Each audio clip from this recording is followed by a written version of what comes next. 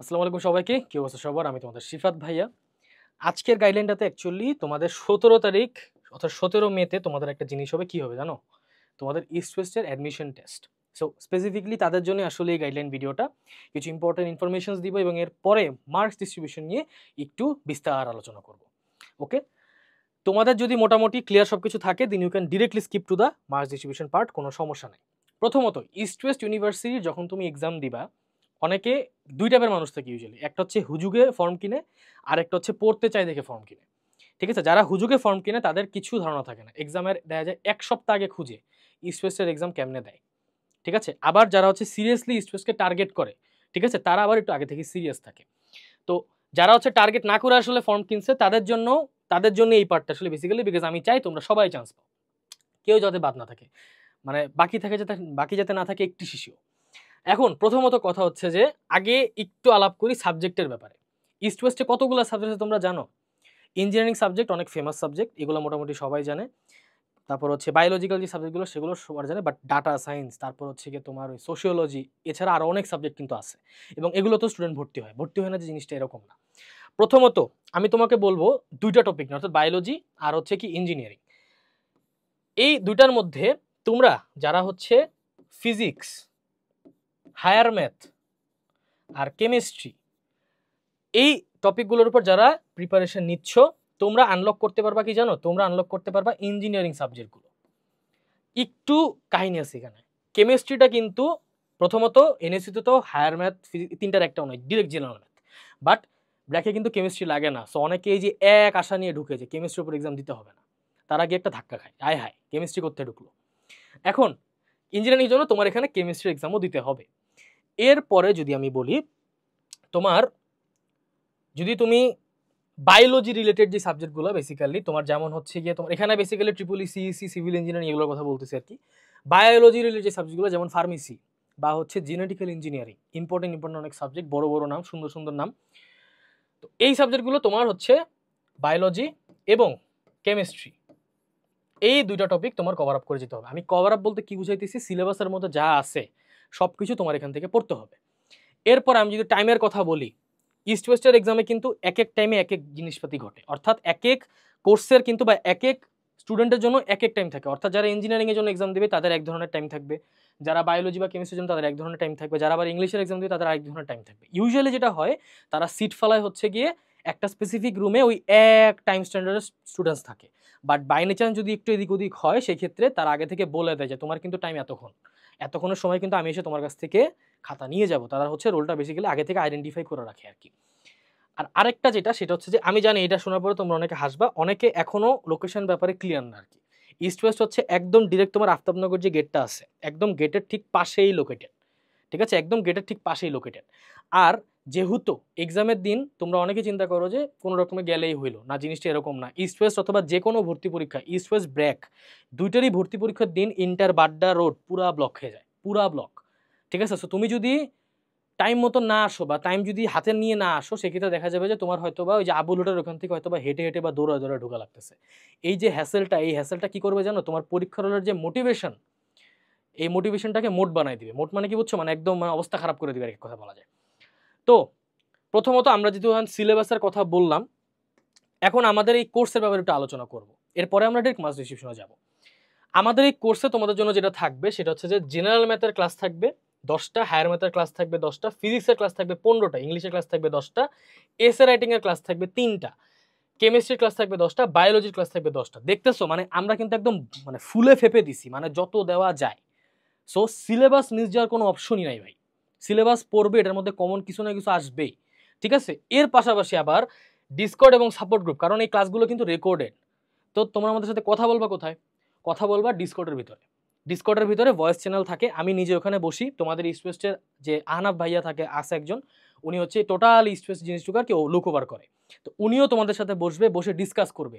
তারপর হচ্ছে বিভিন্ন চ্যানেল থাকে আলাদা আলাদা, ওই সাবজেক্ট রিলেটেড যে কোনো প্রবলেম থাকলে ওই চ্যানেলে জাস্ট একটা গুতা মারলেই হবে যে ভাইয়া এইখানে আটকাইছি আমি, ভাইয়া তোমাকে তখন সেটা সলিউশন দিবে। কি বলছি বুঝতে পারছো? সো তুমি রেকর্ডেড ক্লাস করলো, তোমার কাছে মনে হবে যে তুমি বেসিক্যালি একটা লাইভ মেন্টরশিপ প্রোগ্রামের আন্ডারে আসো, এটা কোনো কোর্সের মতন মনে হবে না। আচ্ছা, এখন আমরা আসবো কি the big game, marks distribution. এই মার্ক ডিস্ট্রিবিউশনটা নিয়ে অনেক অনেক কনফিউশন, কারণ ইস্ট ওয়েস্টের মার্ক ডিস্ট্রিবিউশনটা হচ্ছে সবার থেকে একটু আলাদা থাকে। তোমরা যদি গুগলে বা হচ্ছে অনলাইনে সার্চ দাও বা ওদের স্যাম্পল কোয়েশ্চেনও ক্লিয়ারলি এটা স্টেট করা নাই। কি বলছি বুঝতে পারছো? সো এটাকে ম্যানেজ করতে আসলে আমাদের অনেক অবস্থা খারাপ হয়ে গেছিল। আচ্ছা, প্রথমত আমরা এখন জিনিসটাকে একটু এক্সপ্লেন করি, ঠিক আছে? আমি দেখি এটাকে বড় করা যায় নাকি, না এটা আটকে গেছে। এনিওয়েজ আমরা এখান থেকে এক্সপ্লেন করি, সমস্যা নাই। প্রথমত কিছু টপিক দিবা, কোনো অর্থাৎ সাবজেক্ট দিবা, বা ডিপার্টমেন্টের কথা যে বলছে আর কি বেসিক্যালি এখানে। ডিপার্টমেন্ট বলতে কি বুঝাইতেছে? ডিপার্টমেন্ট বলতে বুঝাইতেছে হচ্ছে কোন ডিপার্টমেন্টে তুমি এক্সাম দিবা আর কি। হ্যাঁ, এই স্পেসিফিক ডিজাইনটা তোমরা আমাদের পেজেও পাওয়া যাবে। সো পেজ থেকে গেলেও জুম করে করে দেখতে পারবা, সমস্যা নেই। যদি আমার কাছে তোমার কাছে মনে হয় যে এক্সপ্লেনেশন দরকার নেই, ইউ ক্যান স্কিপ, কোনো সমস্যা নেই। আচ্ছা, প্রথমত ইংলিশ, ইংলিশ এই সাবজেক্টটা আর হচ্ছে তোমাদের, হ্যাঁ ইংলিশ সাবজেক্টে মোটামুটি বলা যায় এটা হচ্ছে তোমার মানে ন্যাশনাল সাবজেক্ট আর কি। ন্যাশনাল সাবজেক্ট বলতে আমি কি বুঝাইতেছি, এটা সবখানে এক্সাম দিতে হবে, এটা কোনোখানে মাফ নাই। সো আবার যেটা আমি বলছিলাম, বারবার বলছিলাম কি, যে এসে তোমাকে জীবনও পিছা ছাড়বে না, এসে তোমাকে আজীবন ধরবে। আমি কি ভুল কিছু বলছি?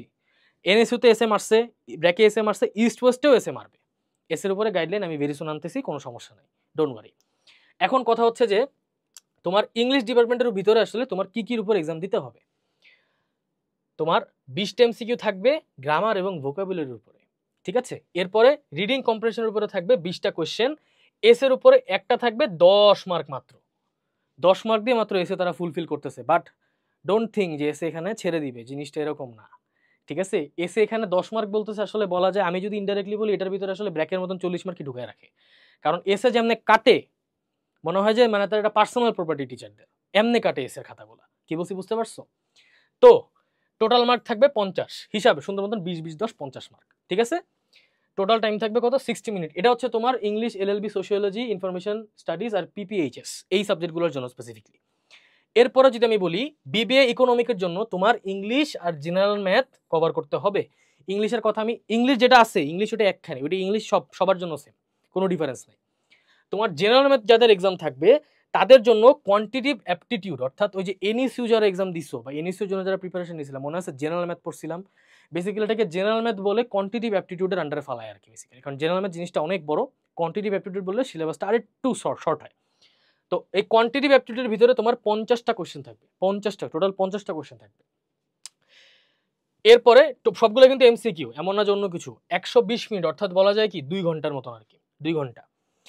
সিএসসি, ট্রিপলি, আইসিই, সিভিল ইঞ্জিনিয়ারিং, এই ইস্ট ওয়েস্টের এই সিভিল ইঞ্জিনিয়ারিং সকল এই সাবজেক্টটা কিন্তু অস্টকে মাঝে মধ্যে টেক্কা দিছে। এই সাবজেক্টটা এত অস্থির, এই সাবজেক্ট এত জোস, ঠিক আছে? তারপর ওদের সিইসি ডিপার্টমেন্টের ব্যাপারে আমি যতদূর জানি একটা মারাত্মক ডিপার্টমেন্ট, একটা মারাত্মক, একটা তুক্ষর ডিপার্টমেন্ট। কি বলছি বুঝতে পারছো? তো এই ডিপার্টমেন্টে পড়ার জন্য প্রথমত আমাদের ইংলিশের উপর ফোকাস করতে হবে, ফিজিক্সের উপর ফোকাস করতে হবে, আর হায়ার ম্যাথের উপর ফোকাস করতে হবে। হ্যাঁ, এই যে কেমিস্ট্রি, ভাই ইঞ্জিনিয়ারিং পড়ে আমি কেমিস্ট্রি কি করব? এইখানে কেন জানি না ইস্ট ওয়েস্ট একটু মারে স্টুডেন্টদের কেমিস্ট্রিটা দিয়ে আর কি বেসিক্যালি। কিছু করার নাই, তুমি সিএসসি, তুমি আজীবন কম্পিউটারে বসে পড়তে যেতেছো, কেমিস্ট্রির মতন জিনিস তোমার মুখস্থ করতে ভালো লাগে না, কিছু করার নাই, তোমার পড়তে হবে ইস্ট ওয়েস্টের জন্য। প্রত্যেকটা ডিপার্টমেন্ট, প্রত্যেকটা সাবজেক্ট থেকে 25টা করে এমসিকিউ থাকবে, 25টা করে এমসিকিউ থাকবে, সাথে ইংলিশ কি ফ্রি, ঠিক আছে? English free. টোটাল 100 মার্কের একটা এক্সাম হবে, এখানেও 2 ঘন্টা, অর্থাৎ বিবিএ আর ইকোনমিক্সের টাইম কিন্তু সেম, ঠিক আছে?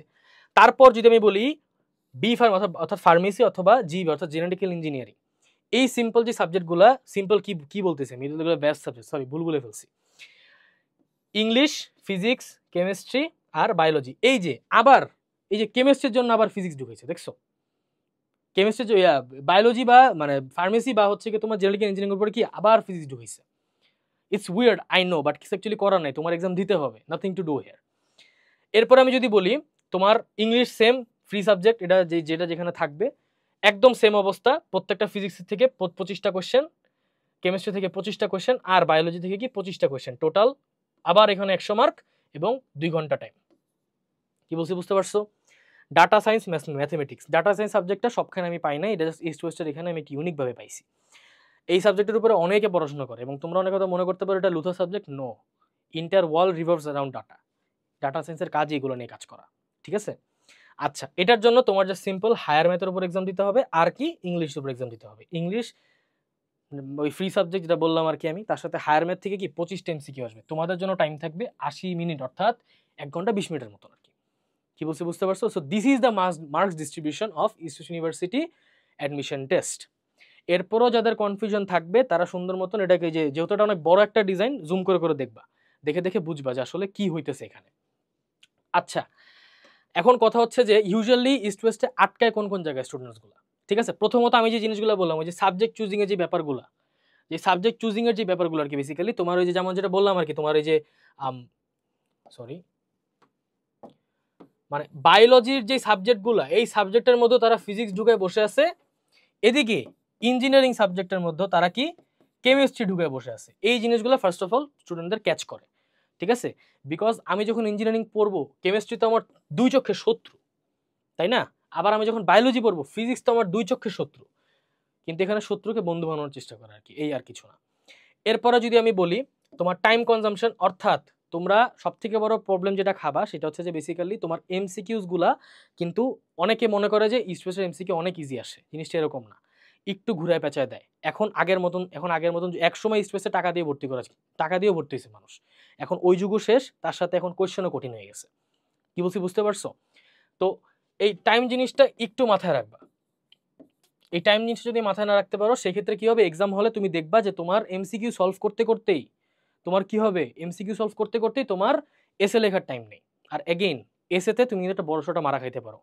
আর তোমাদের আমি আরেকটা কথা বলবো, একদম এটা এটা বলেই শেষ করবো বেসিক্যালি, সেটা হচ্ছে যে ইস্ট ওয়েস্ট ব্র্যাক ইউনিভার্সিটি বা নর্থ সাউথ ইউনিভার্সিটির কিন্তু একটা মিনিমাম মার্কস থাকে, একটা মিনিমাম মার্কস থাকে, মানে প্রত্যেক সাবজেক্টে তোমার একটা মিনিমাম একটা পাস মার্ক থাকবে। But in case of east West এই জিনিসটা একটু ফ্লাকচুয়েট করে। অর্থাৎ ধরো তুমি 25-এর মধ্যে তুমি এটার 50% মার্কও অ্যাকোয়ার করতে পারলা না, ঠিক আছে, প্যারা নাই। তারা কি করবে, তারা দেখবে যে তুমি ফিজিক্সে কি মিনিমাম 80% মার্ক অ্যাকোয়ার করতে পারছো নাকি, বা কেমিস্ট্রিতে মিনিমাম 80% মার্ক অ্যাকোয়ার করতে পারছো নাকি। অর্থাৎ এই টোটাল এক্সাম যেগুলো দিছে, এই টোটাল এক্সামকে তারা আবার অ্যাড করে আর কি, অ্যাড করে দেন তোমার এলিজিবিলিটি আবার চেক করে যে আসলে স্টুডেন্টটা কি চান্স পাওয়ার যোগ্য নাকি। তো এটা একটা ইস্ট ওয়েস্টের একটা বড় একটা ফ্যাক্ট, যেটা অনেকেই জানে না বা অনেকেই তোমাদের বলে না, ঠিক আছে? সো দ্যাটস ইট, মোটামুটি এই হচ্ছে এই গাইডলাইনের জন্য। তোমাদের যদি আরো কোনো কোয়েশ্চেন্স থাকে, obviously comment section is always open, যে কোনো টাইপের কোয়েশ্চেন্স আমাদের ইনবক্সে করতে পারো, অর্থাৎ কমেন্ট সেকশনে করতে পারো। আসসালামু আলাইকুম।